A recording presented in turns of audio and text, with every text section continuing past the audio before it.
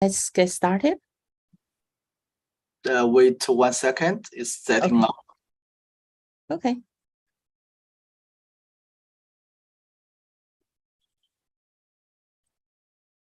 Okay, now we are good. Okay, so hello everyone. It is our great pleasure to have Dr.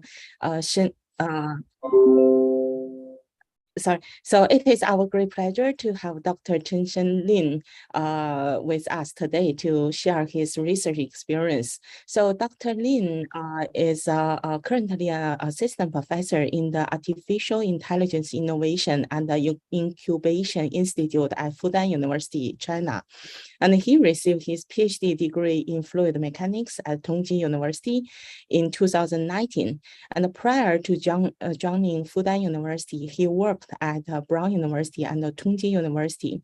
His research interests include artificial intelligence and fluid mechanics.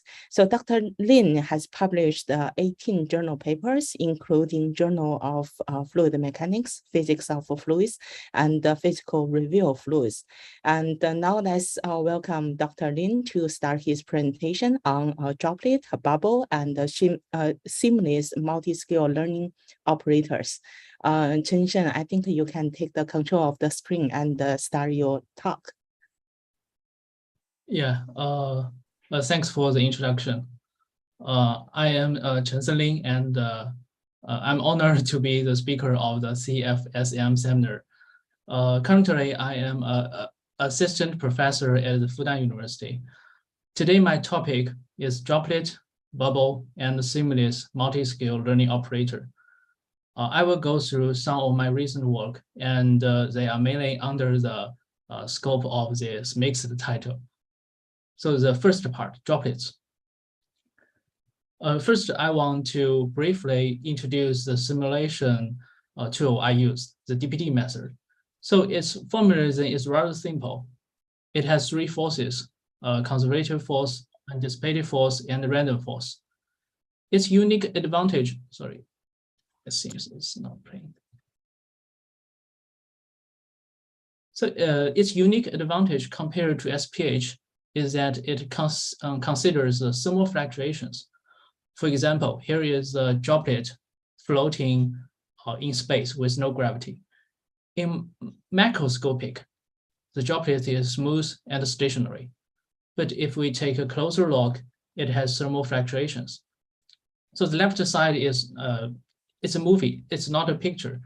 But from a macroscopic view, we see a stationary droplet. And here is a very beautiful scale figure of DPD. So here is a microscale and here is a macroscale. So DPD is in between, and so it is called the Mesoscale method.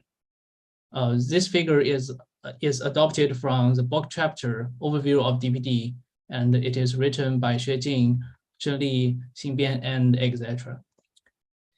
And before go into the next slide, I have to mention the MDPD package in labs.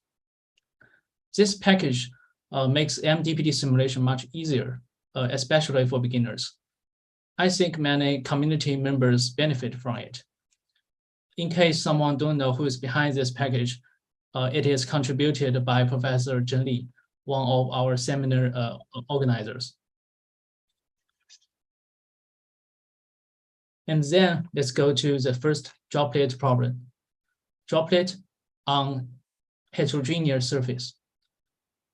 The problem background is lab on a chip. The question is how to drive a droplet as we want with a little energy.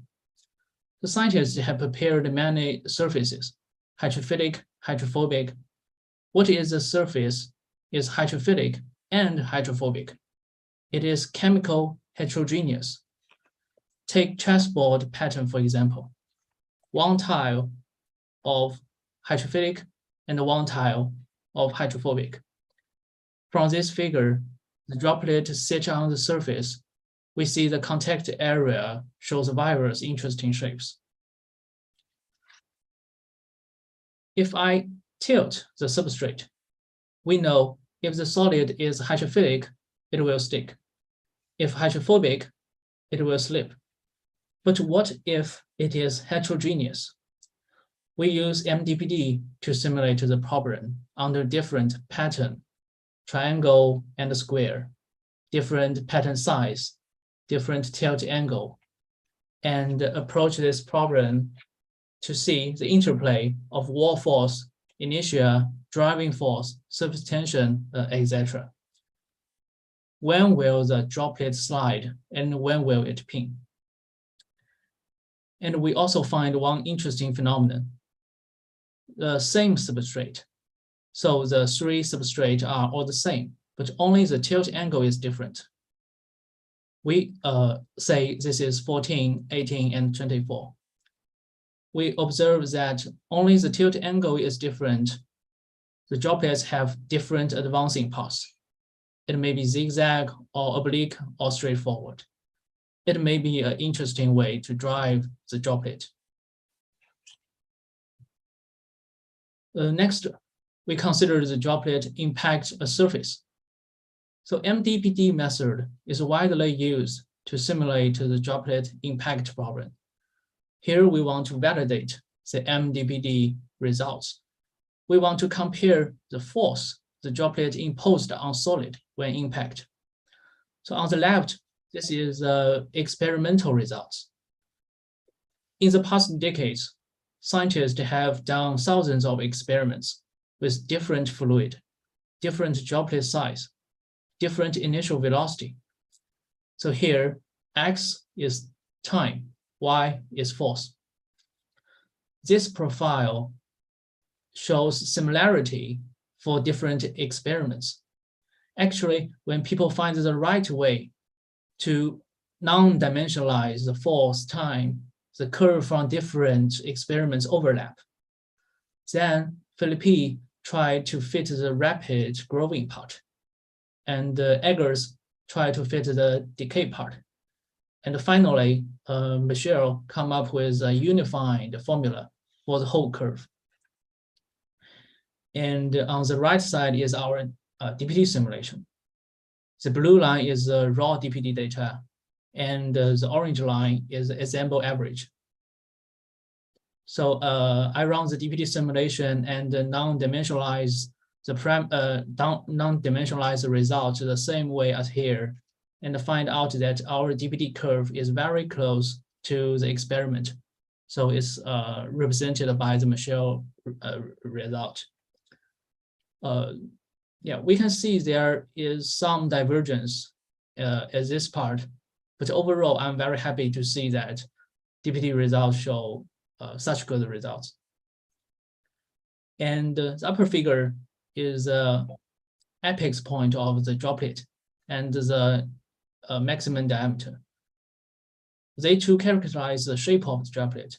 We also see very good agreement between the simulation and the experiment. I think this work laid a very good foundation for researchers to use MDPD for droplet problems. And next, this is a study on droplet impact ring surface. The surface is decorated with a thin ring structure like this. So why are we interested in ring surfaces? Because it can dramatically reduce the contact between liquid and solid. Usually when people talk about contact, it only talk about the contact time. But in applications like heat exchange, the contact area is also very important. So we use the integral of the contact area over time to represent the whole contact. So here, the X is the size of the ring, and the Y is the integral of contact.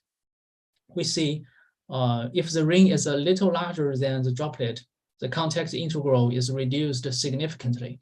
Say here is 1.1 and here is 0.4. It's reduced like 60%.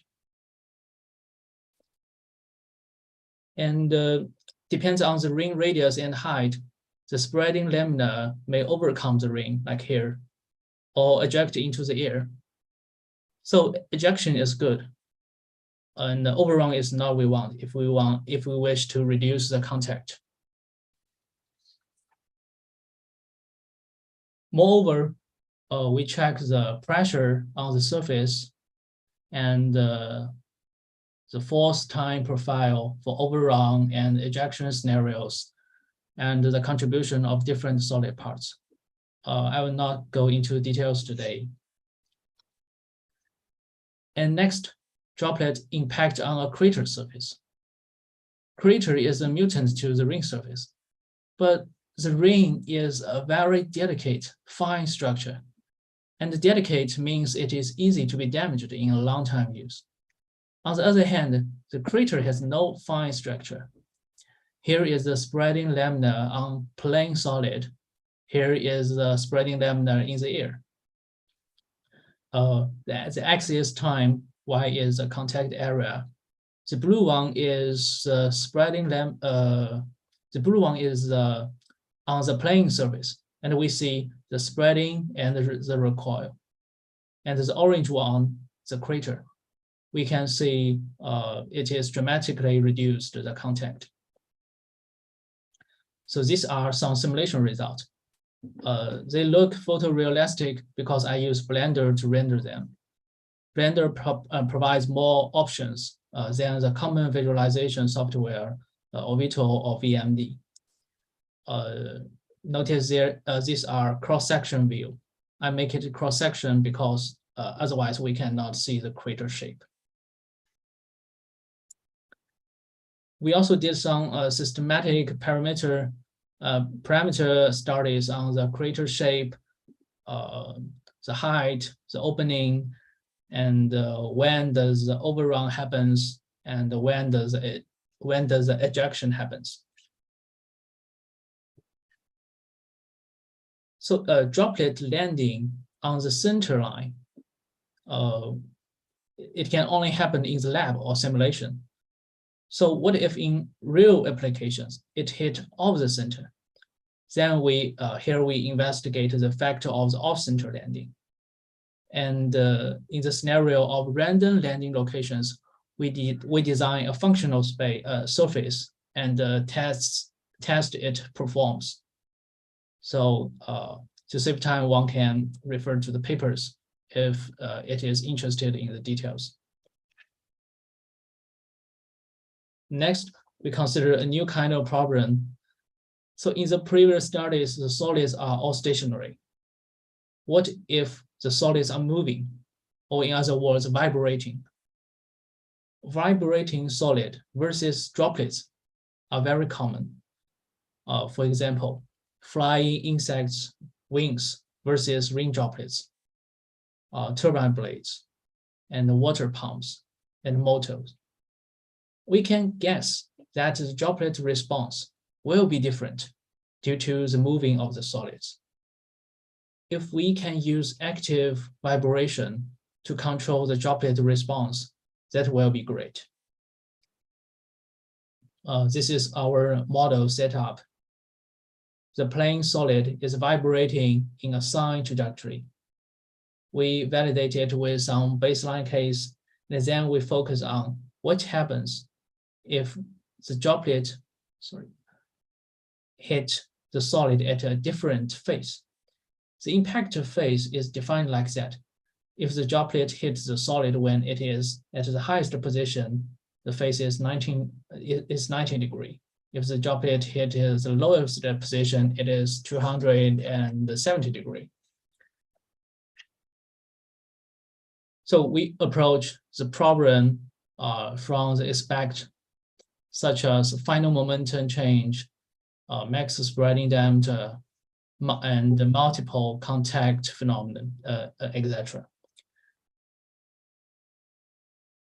And also, we know that the probability of each contact phase is not equal. So we use this probability to estimate the overall performance of a specific vibration frequency. So please see the details in the paper if you are interested. Okay, this is not a droplet simulation, but an extension of the DPD method to to the application of suspension. We know that if the suspension is dilute, the solid particles hardly hit each other. But when it is dense, they hit each other all the time. And the collision of the solid particles changes the dynamics of the fluid. So DEM is short for discrete element method. It is a mature model for solid particle collision. Because DEM and DPD are both particle-based simulation method, it means they share the same framework. It makes coupling them very straightforward. We can use lamps directly without worrying about the interface of these two computational models. And the DEM for solid collision, DPD for liquid phase, it makes sense. Here, the application is the fabrication of the functionally graded material, FGM. So one way to fabricate FGM is to grind two materials, two powders, and pour them together into a liquid like ethanol and shake it, then put it on the table and let the time do the magic. Usually the next day, the sediment will show very smooth gradient of the two materials. Then we heat it, vaporize the liquid, and then melt the sediments of the powders to one piece of solid. So this simulation tool here helps us to predict and customize the gradient of the FGM, how the initial particle size, volume ratio, liquid volume, how these parameters affect the final gradient curve.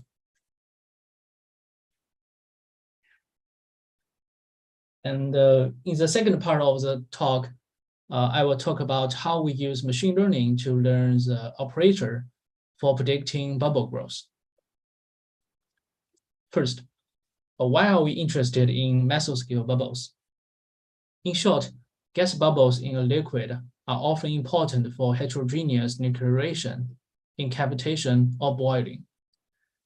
And mesoscale is a scale that connects molecular scale dynamics to continuum mean field models. DPD is one of the great methods on these scales, and it usually covers 10 nanometers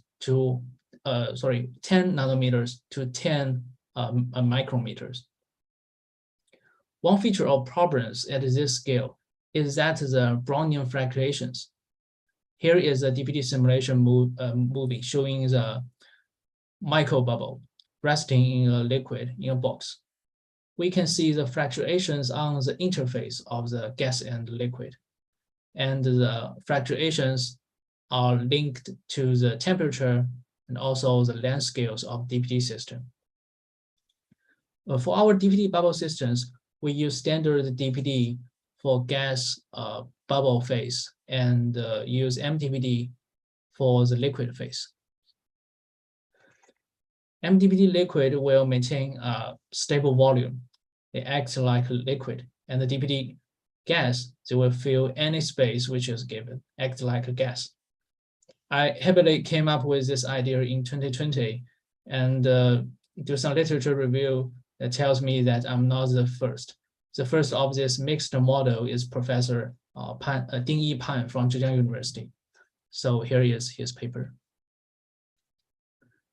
So in this study, our aim is to use machine learning method to learn from DPD system about the mesoscale bubble growth. And before that, let us review what is the usual strategy for this problem. So usually it has two steps. First, we derive continuum level PDEs and ODEs of this phenomenon. Second, we solve the PDEs numerically for relevant domain. That is the usual procedure. We note that physical models have approximations and assumptions, and the numerical scheme brings in more its own errors while solving the problem. Here we have an alternative way to tackle this problem. We use machine learning. It deals with data directly, and it only has one step. The machine learning model we use is DeepNet. It is a neural network. It directly learns the mesoscale dynamics and provides the mean level result for RT. RT is a bubble radius as a function of time. As we want to explore is that can we accommodate different system parameters, such as initial bubble size, over a range of scales? So the physical system we are going to learn is fluctuating bubble growth in a liquid. So instead of using DPD to generate tons of training data, which is very, very expensive, first, we test DeepNet on continuum level bubble dynamics. The classical continuum model we use is the Rayleigh-Placid equation. It is derived from the Navier-Stokes equations, and it handles with the 3D spherical gas bubbles. The left-hand side of the equation is pressure in bubble minus pressure in liquid. On the right-hand side, R is bubble radius, mu is the viscosity of the liquid, and gamma is the surface tension between the two faces.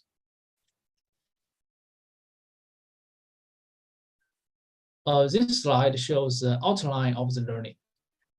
The input of neural network is liquid pressure change, delta PT. So here X is the time, Y is the pressure. Pressure drops from the initial equilibrium value and experience and random fluctuations thereafter.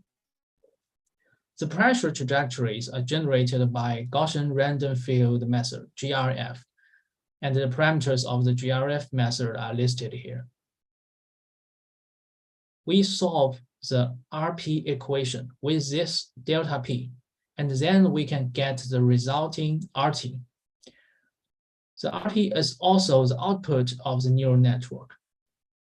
So from these examples, we can see there are strong non-linearity between the input and the output. And this is what the machine is going to learn. The DeepNet. The DeepNet is a new variant of neural network. Its unique advantage is that it can learn operators, not only functions. And what's more, the location of the data has more freedom. For example, here. So the left column is the input trajectories. Right column is the output trajectories. The data on each trajectory can have different numbers, and they can be different random locations. This offers a great flexibilities. We will talk about it later. So we use 3,000 pairs of trajectories as the training data and 1,000 as the test data. So other hyperparameters are listed here. Here is the DeepNet prediction on top of the RP solution. These are all from the unseen test data set. We see that DeepNet prediction captures the first fast expansion, the oscillation, the damping, and the fluctuations thereafter. And this parity plot shows 5,000 data points. So as X is a prediction and the Y is a ground truth. The diagonal line indicates the perfect accuracy. We find that most of the data lies in perfect on the diagonal line. People may ask, other machine learning method may also do the job. So this problem is a time series problems. Have you tried LSTM? Yes, we have tried LSTM. And here is a comparison of DeepNet and LSTM. So think about the scenario. And when we can only have limited measurement on the continuous trajectory. So the first line is the first row is the LSTM result, and the second row is the DeepNet result. So here is dense training data.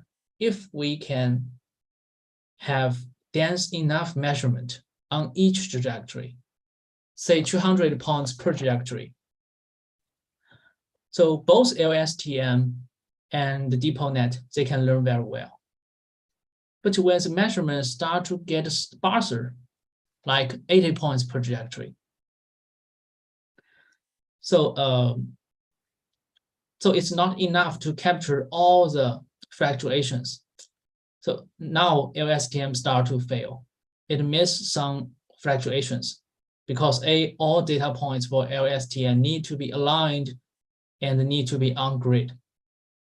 But for DeepNet, the data points can have random locations. So see here, the DeepNet still doing good job. This is more obvious when data gets sparser. LSTM lost all the fluctuations, but DeepNet is still able to produce good predictions. Why this is important? So sometimes we don't know what data density is enough because we don't know how the true continuous signal looks like. Preset the data density may miss something, like here. And the DeepNet don't need to predetermine the data density. So this is one big advantage of DeepNet over LSTM.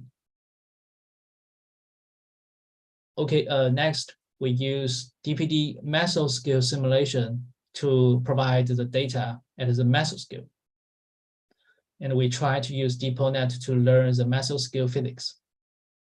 To save the computational cost, the system we designed to be a quasi-2D system, as shown here. We have periodical boundary condition on X and the Z direction, and we have two solid walls on the top and the bottom. The walls can move, so we can change the force on the wall to change the pressure in the system.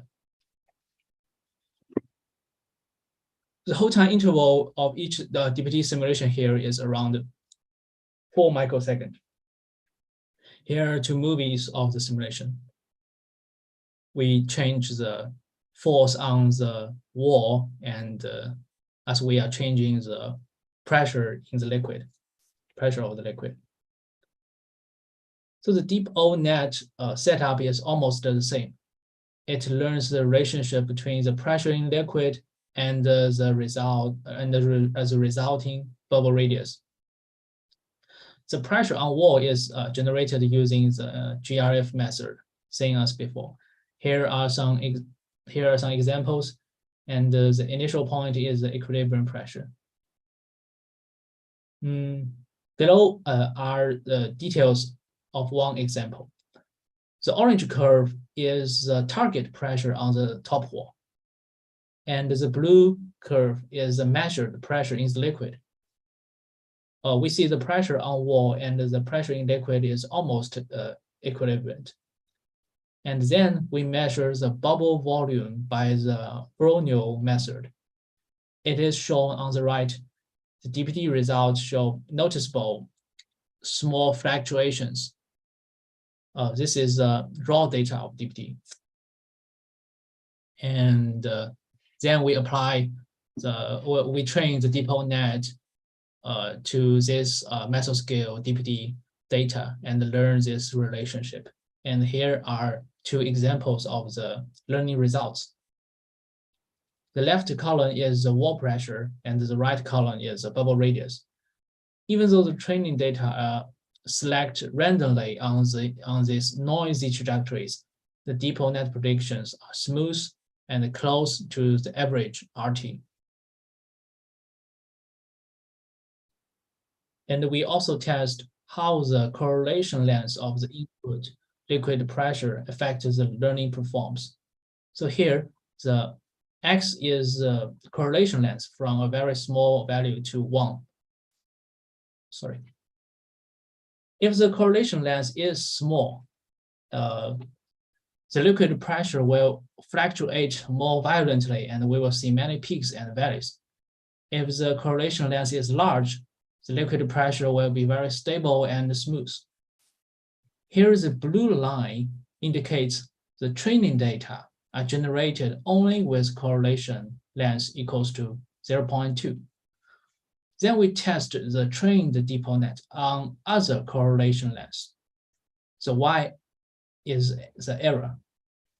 We can see that the error are smallest when the training data is generated, and the errors are acceptable for large correlation lengths, even it has never seen it and has never been trained with this correlation length. But for small correlation lengths, the error source. Then we try to make the training data set a mix of three. So the error field with blue is the unseen data, but it is interpolation between what we have trained and the performance is still good. And we can see that the small length is also improved compared to this. So if we train on the small correlation length and train on this length, the overall performance is stable. If we train with a wide range of correlation lengths, the performance is better. And this figure is about how to extrapolate the trained dipole net with a few new data available. So I will skip this part.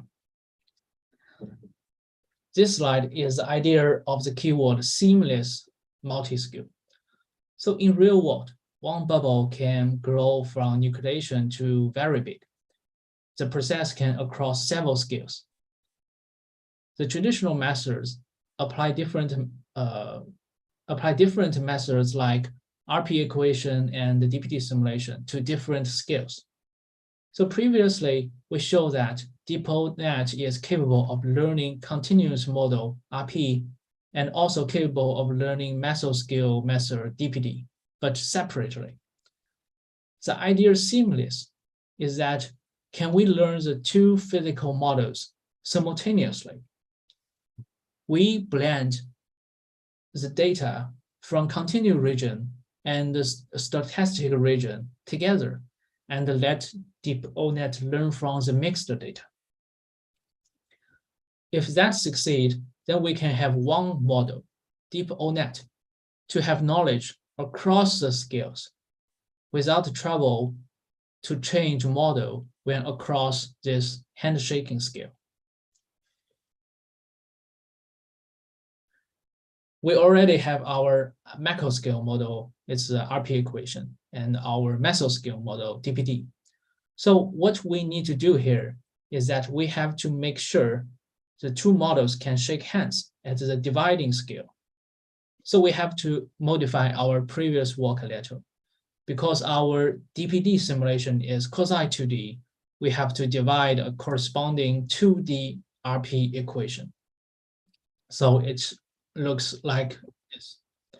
So 2D RP equation may be not very helpful in real world, but here its aim is to be consistent with the DPT 2D model. Here we compare the results of the two models. At the scale of the 1 micron, we find the discrepancy between RP and the DPT is around 1%, while at a smaller scale, 100 nanometer, the discrepancy increased to 10%. So we decide we make the scale of 1 micrometer the dividing line for the two models. This figure illustrates the spatial temporal domain to learn. So the x is time, y is length or bubble size. The time scale need to be linked to the length scale. So if the time interval for both the large bubbles or small bubbles are all the same, they will cause problems. Say the time interval is 5 seconds. So DPT cannot afford to compute that long physical time and prepare the training data set. Otherwise, say the time interval is 5 milliseconds. then it is meaningless for a large bubble because it hardly changes in such a short time. Here we design the spatial temporal domain in the shape of like this, and we use the concept of characteristic time to normalize the whole time interval. The characteristic time is dimensionless, and it is defined like this.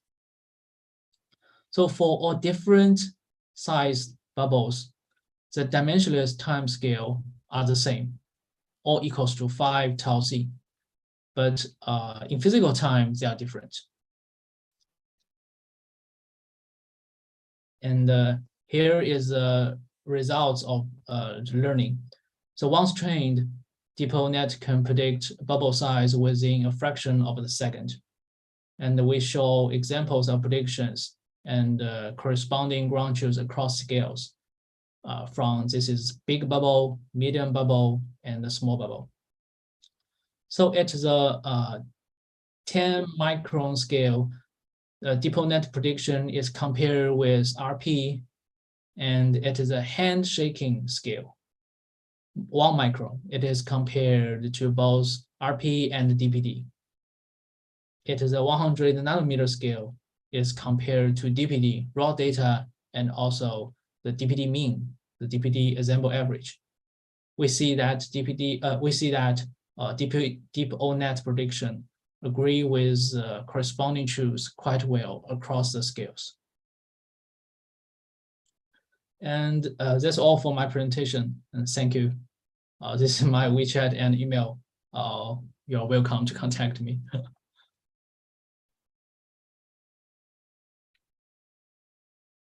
Okay. Yeah, so thank you very much, Chinchan, for the very interesting talk. So I think there are a lot of information and a lot of innovative idea going on here. So if there is any question from the audience, please feel free to unmute yourself and ask your question.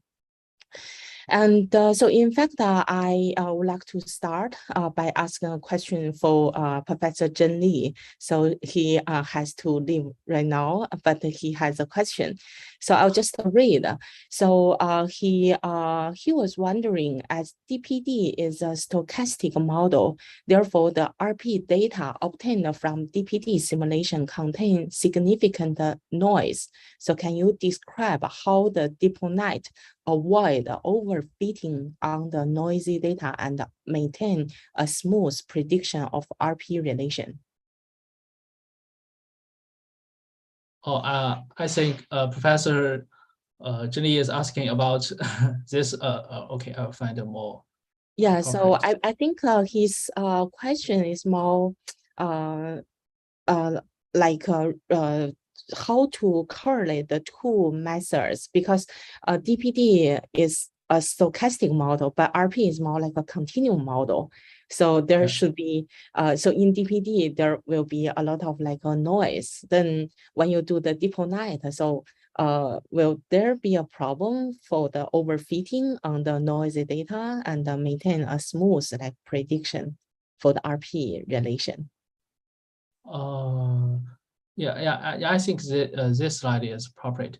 So even though the DPD results are with a lot of noise, and the data points, even the training data points are selected from these noisy trajectories, the DeepNet, the learned results are very smooth. I think it's because the DeepNet, the network is not very deep or wide enough. With that, in our case, it's 300. It's 300 times 3, maybe. So it's not enough to learn all these high frequencies. Neural networks learn from the low frequencies to the high frequencies, and this noise these frequencies are too high for DeepNet. So this is not this is not DeepNet to not learn the noise. It's like they cannot learn the noise with that kind of depth or wise. And actually, in the second part, I filter the noise before I feed the data into the DeepNet. I do the 12 simulations and do the example average. And so the training data are also smooth for the DeepNet. So the noise is like in the pre-processing part. I see. So basically, you think the noisy part is more like a high frequency, which is not necessary to go into the DeepNet like a procedure. Is that? In this stage is like this, but in the next stage we also want to learn we think this noise they contain some valuable information like the the magnitude and like the correlation between noise, and in the upcoming work, in the upcoming paper, we extract the noise information and learn the noise separately from the mean trajectory. And then we put together the mean trajectory and the noise and generate a new result. Then it is exactly like the DPD raw data. Oh, that's interesting. Yeah, thank you very much for the explanation to Professor Zhen Li's question. I think he may want to follow up with you for further discussion. And any other question from the audience?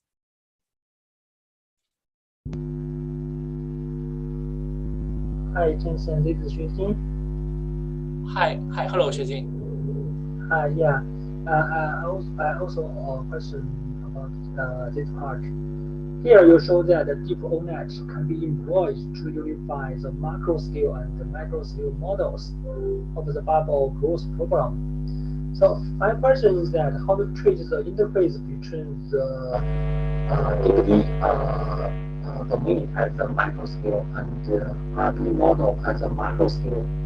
I think that you need to consider the bubble size, the critical size of the bubble. Yeah. So how to trace the interface between these different methods?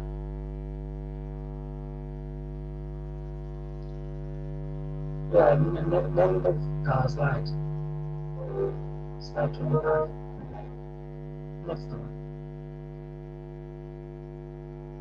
Yeah, I guess it's this slide, right? Next slide. Next. Yeah. Here you show that there is just like so there's a transition. Yeah.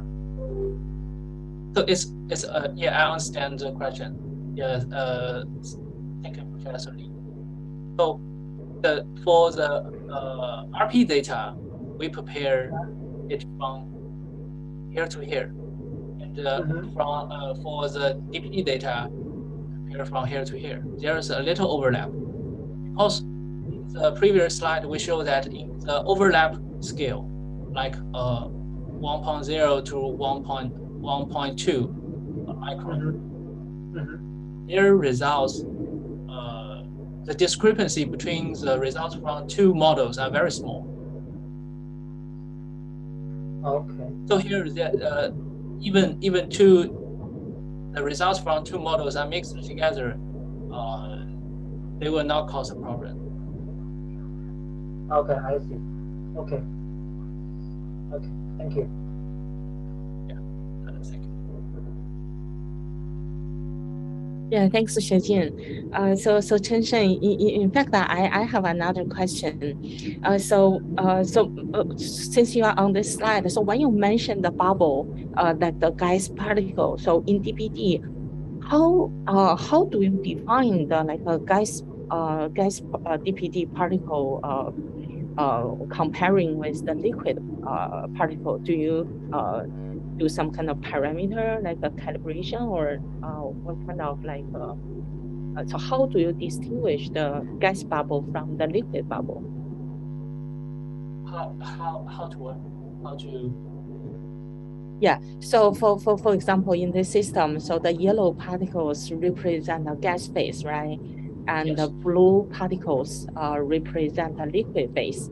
And then, so although we can see the difference from the color, the coloring scheme, but in terms of physics, how do you distinguish, when you define the gas particle, how you distinguish the gas phase from the liquid phase? So they are set to different type. Different type Simulation. of different Yeah. parameter. Like this is type 1, this is type 2. Right. Then for your DPD parameter, do you do like a different like a parameter? Yeah, of course. So if it's a gas particle interact with gas particle, then there's a set of parameters.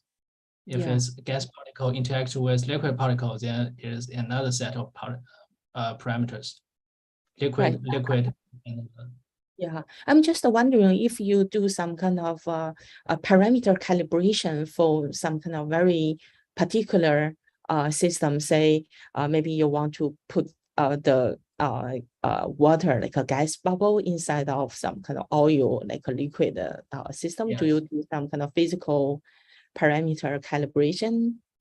Or you just choose the mathematical model, mathematical parameters to represent more like ideal, like a gas or liquid phase? Yeah, this we calibrate this MDPD parameters to liquid. Sorry, to water, and this scale is based on mapping the MDPD liquid to water. And the gas we treated as the ideal gas. Ideal gas. I see. Yeah. And my second question is about your page 16, in fact. So you show some kind of coupling between the DEM with DPD, right? Yes, here. So so here you mentioned some details regarding the simulation setup, but I'm just wondering, so since DPD is more like for the scale where we can see some kind of thermal fluctuation, but the DEM is more like a larger scale simulation. So in terms of like the time scale, so there is also a big difference between the two methods. So I'm wondering how you understand how you deal with the difference in the length scale and the time scale, and when you couple the two methods together. Yeah, that is a challenging part. In this work, I just use the DPD scale, time scale, and the length scale. And as you have mentioned, the scale of these two methods may not have the same time scale or length scale. So in this part, I use the dissipative particle dynamics as a baseline. I see. And how about the interaction between the DPD particle and the DEM particle? Do you take some kind of more like a Lennard-Jones, like a very kind of standard force field, or you have more like a comprehensive force field to describe the interaction in between the DPD particle and the DEM particle? Yeah, for between the DPD and DEM particles, that is between the solid and between liquid, right? Yes. We use DPD potential, but we modify the repulsive force to a very strong. So the liquid cannot penetrate into the DEM particle. That is a very simple treatment, and but that's kind of useful. I mean, effective to to handle the complex system. And by the way, so is this package also available in LAMPS, or you have more like a customized user package from your group? I think this work can be just done by LAMPS directly. LAMPS has a hybrid, pair force hybrid. It can hybrid like DPD and DEM into the script, and it didn't need to do the coding. I see. Yeah, thank you very much for the explanation. Yes, thank you, Professor Lee. Any other question from the audience?